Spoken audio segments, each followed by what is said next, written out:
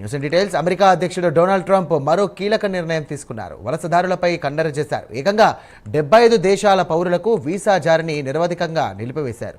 వలసదారుల విషయంలో కొన్నాళ్లుగా అమెరికా ప్రభుత్వం అత్యంత కఠినంగా వ్యవహరిస్తోంది. తాజా నిర్ణయంతో Pakistan, Bangladesh, Nepal, Russia, Brazil, Afghanistan, Iran సహా మొత్తం 75 దేశాల పౌరులకు తమ దేశ వీసా ప్రాసెసింగ్ను నిలిపివేయనున్నట్టుగా ట్రంప్ ప్రకటించారు.